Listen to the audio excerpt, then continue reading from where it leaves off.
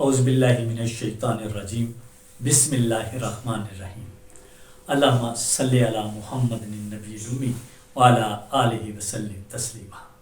السلام علیکم۔ اے dot news کے ساتھ میں ہوں آفتاب اقبال۔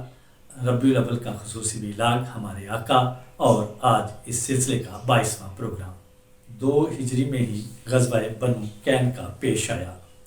اس کا پس منظر کچھ یوں ہے کہ ایک مسلمان خاتون ایک یہودی سنار کی دکان پر کچھ زیورات خریدنے کے لیے گئی۔ یہودی سنار اور وہاں پر کچھ ہوس پرست یہودیوں نے اس خاتون کو نقاب ہٹانے کے لیے کہا، لیکن اس پاک دامن خاتون نے ایسا کرنے سے منع کر دیا۔ یہودی سنار نے چپکے سے ان کے برقعے کے ساتھ کیل ٹھونک دیا۔ چنانچہ جب وہ خاتون اٹھنے لگی تو وہ بے نقاب ہو گئی۔ اس خوفناک حالت میں اس نے چیخ و پکار شروع کی تو وہاں سے گزرتے ایک مسلمان کو جب تمام واقعات کا علم ہوا تو اس کی یہودی سنار کے ساتھ تو میں ہوئی۔ وہ آپس میں گتھم گتھا ہوئے اور اس لڑائی میں یہودی سنار مارا گیا۔ جب واقعہ کی اطلاع میرے آقا حضرت محمد صلی اللہ علیہ وآلہ وسلم تک پہنچی تو آپ صلی اللہ علیہ وآلہ وسلم نے یہودیوں کو پیغام پہنچایا کہ آپ مسلسل میثاق مدینہ کی خلاف ورزی کر رہے ہیں اور ساتھ ساتھ مسائل پیدا کر رہے ہیں، اور اگر آپ لوگ باز نہ آئے تو آپ کے خلاف بھی وہی کیا جائے گا جو کفار مکہ کے ساتھ کیا گیا۔ یہودیوں نے جواباً کہا کہ آپ نے جنگ ان لوگوں کے ساتھ کی جنہیں جنگ کا فن نہیں آتا، اگر ہمارے ساتھ جنگ کی تو ہم آپ کو مزہ چکھا دیں گے۔ چنانچہ اس جواب پر یہودیوں کا محاصرہ کیا گیا۔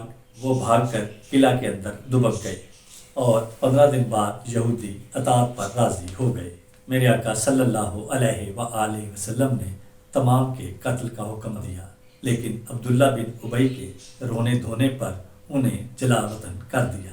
بدر میں شکست کے بعد بچ جانے والے سردار ابو سفیان نے قسم کھائی کہ وہ اس وقت تک اپنے اوپر غسل واجب نہیں ہونے دے گا جب تک وہ محمد صلی اللہ علیہ وآلہ وسلم سے اپنی شکست کا بدلہ نہیں لے لیتا۔ چنانچہ وہ 400 بہادروں کا دستہ لے کر مدینہ کی طرف روانہ ہوا، لیکن مسلمانوں کی گرفت سے ڈرتے ہوئے بار بار رستہ بدلتا رہا اور مقام عریض پر پڑاؤ ڈالا۔ وہاں اس نے ایک انصاری اور اس کے ساتھی کو قتل کر دیا۔ ابو سفیان نے 2 جھونپڑے اور کچھ درخت بھی جلا دیے اور دل کو تسلی دی کہ اس نے بدر کا بدلہ لے لیا۔ مسلمانوں کو جب ابو سفیان کے بہادروں کے کارنامے کا پتہ چلا تو میرے آقا صلی اللہ علیہ وآلہ وسلم کی سربراہی میں ایک دستہ ابو سفیان اور اس کے ساتھیوں کی سرکوبی کے لیے نکلا۔ ابو سفیان اور اس کے ساتھیوں کو جب مسلمانوں کے لشکر کا پتہ چلا تو وہ اتنے خوفزدہ ہوئے کہ وہ سر پر پاؤں رکھ کر بھاگے، یہاں تک کہ اپنی سواریوں کا بوجھ ہلکا کرنے کے لیے وہ ستو جو اپنے ساتھ غذا کے طور پر لائے تھے وہ بھی گرانا شروع کر دیے۔ ستو کو عربی میں چونکہ سویق کہا جاتا ہے، اسی لیے اس غزوے کا نام غزوہ سویق پڑ گیا۔ غزوہ کرکرہ القدر بھی 2 ہجری میں پیش آیا۔ جب ابو سفیان اور اس کے ساتھی غزوہ سویق میں ڈر کر مسلمانوں سے بھاگے تو انہوں نے مدینہ کا رخ کیا۔ جب میرے آقا صلی اللہ علیہ وآلہ وسلم کو اس کا پتہ چلا تو آپ نے کرکرہ القدر تک ان کا پیچھا کیا۔ ابو سفیان اور اس کا لشکر چھپتا چھپاتا مکہ تک پہنچنے میں کامیاب ہو گیا۔ میرے آقا صلی اللہ علیہ وآلہ وسلم نے چونکہ کرکرہ القدر تک ان کا پیچھا کیا تھا، اس لیے اسے غزوہ کرکرہ القدر کہتے ہیں۔ 3 ہجری ہے اور میرے آقا حضرت محمد صلی اللہ علیہ وآلہ وسلم کی عمر مبارک 55-56 سال۔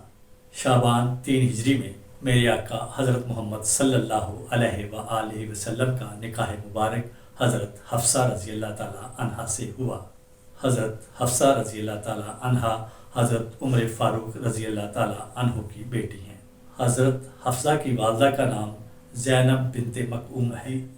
قبیلہ بنو عدی اور حق مہر 400 درہم مقرر کیا گیا۔ نکاح کے وقت حضرت حفصہ کی عمر 22 سال تھی۔ نبی پاک صلی اللہ علیہ وآلہ وسلم سے آپ کی رفاقت 8 سال رہی۔ وفات شعبان 45 ہجری میں ہوئی۔ آپ کی کل عمر 63 سال تھی اور آپ جنت البقیع میں مدفون ہیں۔ حضرت حفصہ سے 60 احادیث روایت ہیں۔ 3 ہجری میں آپ صلی اللہ علیہ وآلہ وسلم کی صاحبزادی حضرت ام کلثوم کا نکاح حضرت عثمان غنی سے ہوا۔ 3 ہجری میں ہی شراب کی حرمت ہوئی۔ 3 ہجری میں غزوہ غطفان پیش آیا۔ مشرکین مکہ قبیلہ غطفان اور قبیلہ بنو سلیم پر حملہ آور ہونے کا ارادہ لے کر آئے۔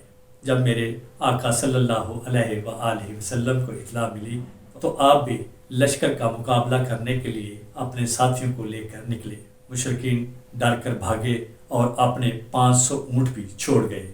میرے آقا صلی اللہ علیہ وآلہ وسلم نے خمس نکالنے کے بعد 2 اونٹ تمام غازیوں میں تقسیم کر دیے۔ 3 ہجری میں گستاخ رسول غاب بن ابو رافع قتل کیے گئے۔